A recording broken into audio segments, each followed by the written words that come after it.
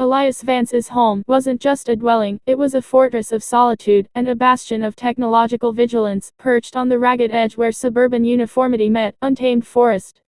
His property, affectionately dubbed the preserve in his own mind, spanned a modest 5 acres, 4 of which were dense, old-growth woodland. It was a stark, beautiful contrast to the manicured lawns and identical facades of the Maple Creek Homeowners Association, which sprawled just beyond his eastern fence line. Elias had chosen this spot precisely because it wasn't within the OA's jurisdiction. No pastel paint regulations, no approved shrubbery lists, no fines for a slightly unkempt mailbox. His independence was his creed, and his tools for maintaining it were an intricate network of sensors, a formidable cybersecurity setup, and his bespoke artificial intelligence, the quiet, omnipresent guardian of his domain. Aura wasn't just a smart home assistant, she was the central nervous system of Elias's life. Her voice, a calm, almost melodic alto, resonated from hidden speakers throughout the house. She managed everything from his complex investment portfolio to the precise irrigation of his heirloom tomatoes. But her most crucial role was the constant, diligent monitoring of the preserve. Hundreds of cameras, some visible, many stealthily camouflaged, dotted the property. Thermal, optical, they fed a continuous stream of data into Aura's core, allowing her to distinguish a squirrel from a coyote, a falling leaf from a deliberate intrusion. It was a Tuesday afternoon, the kind of hazy, late summer day where the air hung, heavy and still. Elias was in his custom-built office, a minimalistic chamber dominated by a bank of high-resolution monitors, displaying a constantly shifting mosaic of camera feeds. He was absorbed in debugging a complex algorithm for a freelance client. The hum of his server racks a soothing counterpoint to the distant, muffled sounds of OA landscaping. Anomaly detected. Section Gamma 7. Aura's voice cut through the quiet, calm but firm. Unusual vehicle activity. Timestamp 14:17 system time. Elias paused, his fingers hovering over the keyboard. Section Gamma 7 was deep within his forest, along an old logging trail that snaked down to a small, often dry creek bed. It was technically private property, but it bordered the furthest reaches of the OA's common grounds, a rarely used section near a neglected utility easement. Display Gamma 7 feed, Aura. All available angles. The central monitor shifted, pulling up a split-screen view. One angle showed the canopy-dappled trail. A beat-up, windowless white van, lacking any clear markings, was slowly trundling down the path. It was the sort of vehicle that could belong to a landscaper, a plumber, or, more ominously, no one in particular. Cross-reference vehicle make and model, potential identifiers. Elias instructed. Or a word, a barely audible high-frequency hum from the server room. No registered commercial decals visible. License plate partially obscured by mud and angle, suggesting enhanced optical analysis. The image sharpened, Aura's algorithms working to compensate for the poor light and distance. Even so, the plate remained elusive. But then, as the van reached a wider clearing near the creek, it stopped. 2 figures emerged, shadowy and indistinct in the dappled light, but clearly human. Initiating behavioral analysis, Aura reported. Subjects are offloading various items. Current assessment, indiscriminate disposal. Not typical recreational activity. Elias leaned closer. What they were pulling out of the van wasn't camping gear or picnic baskets. He saw the glint of metal, the dull sheen of plastic sheeting, what looked like several 5-gallon buckets. Zoom and enhance objects, Elias commanded, his voice tightening. Identify contents if possible, Aura complied. The image pixelated for a moment, then resolved with remarkable clarity. The figures, now clearer, were burly men in work clothes. One was wrestling with what looked like an old water heater. Another was tossing down bundles of what appeared to be construction debris, drywall, splintered wood, insulation. Then came the buckets. As one was roughly handled, a splash of viscous, sickly green liquid sloshed over the rim, staining the forest floor. Chemical runoff detected, Aura stated flatly.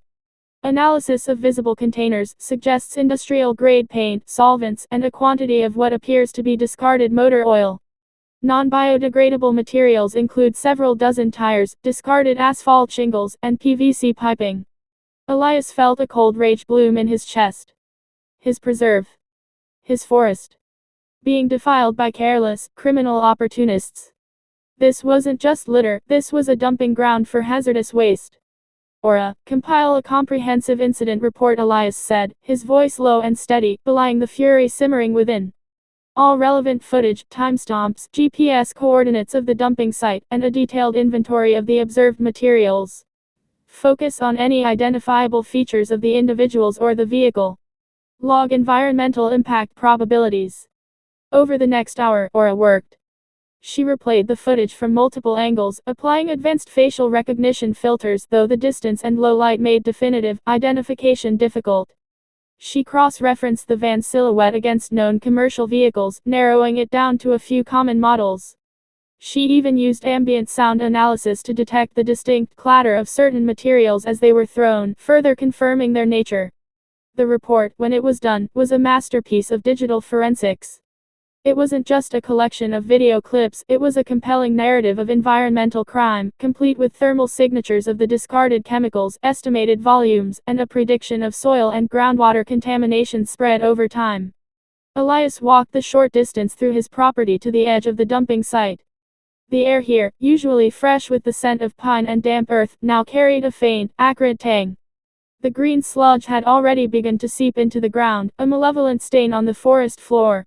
He took his own set of supplementary photos, using his high-resolution phone, comparing them to Aura's geo-tagged stills.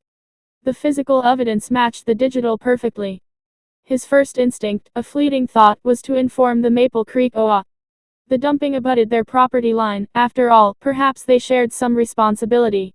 He remembered Mrs. Henderson, the current OA president, a woman whose life seemed to revolve around enforcing shrubbery height and permissible fence colors.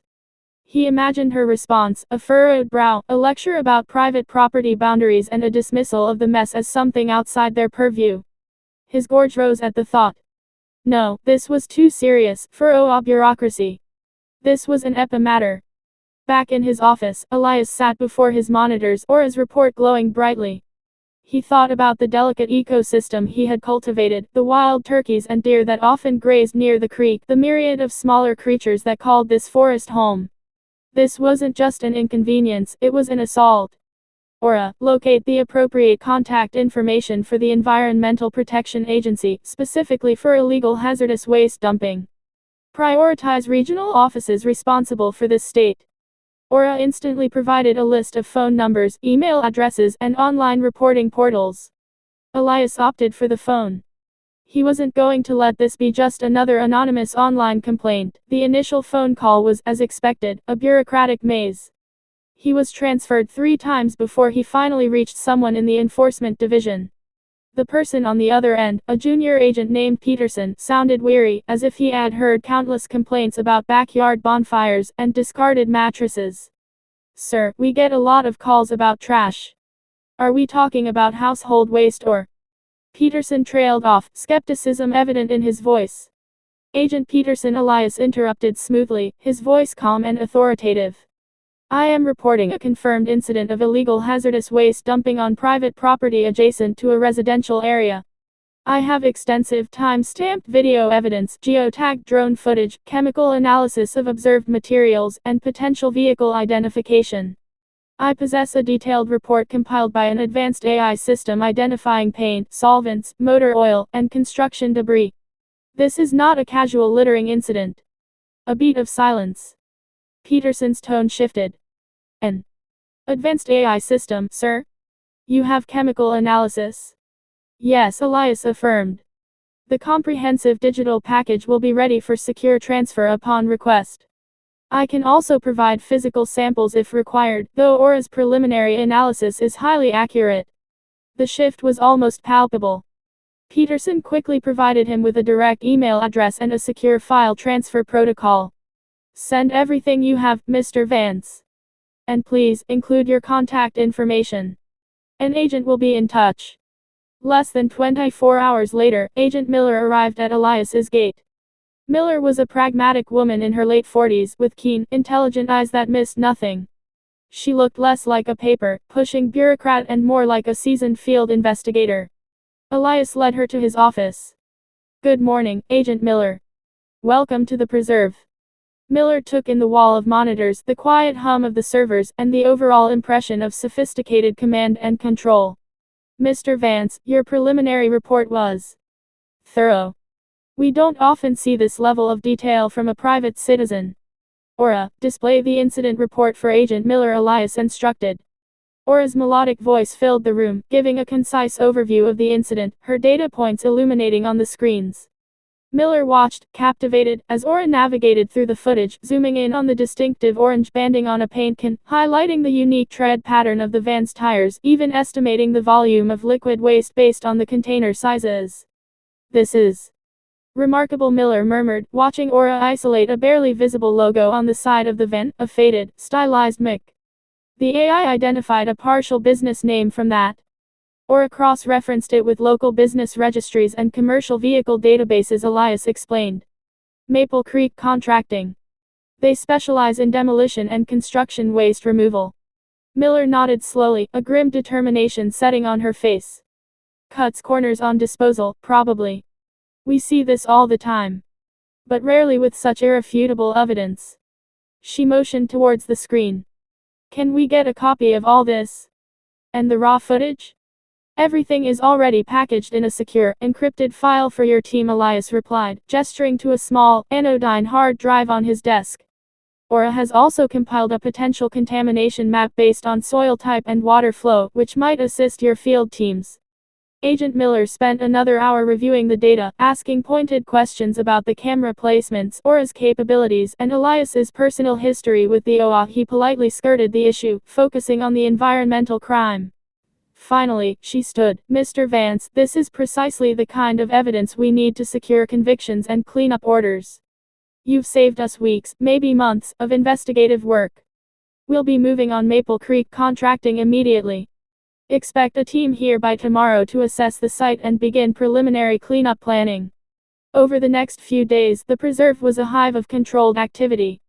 EPA vehicles, soil technicians, and environmental engineers moved with precision, guided by Elias's knowledge of the land and Aura's meticulously mapped data points. The dumpers, Maple Creek Contracting, were hit with a substantial fine and a mandatory, costly cleanup order. The owner, a blustering man named Frank Carraway, initially denied everything until confronted with Aura's undeniable evidence. Eventually, the debris was removed, the contaminated soil carefully excavated, and treated. The forest, though scarred, began its slow, inevitable process of healing. Elias watched the final truck pull away, leaving behind a freshly mulched clearing where the blight had once been. He stood at the edge of his property, the silence of the forest gradually returning. Aura chimed softly in his ear, connected via his neural interface. Environmental restoration in Section Gamma 7 projected to reach 85% efficacy within 6 months, Mr. Vance. Wildlife activity patterns are returning to baseline. Good, Aura, Elias replied, a rare, small smile touching his lips. He looked out at his preserve, calm and protected once more. The OA, busy with their garden club meetings and architectural review boards, likely remained oblivious to the battle fought and won just beyond their perfectly manicured borders. Elias wouldn't have it any other way. His independence, his land, and his silent, vigilant guardian had proven their worth.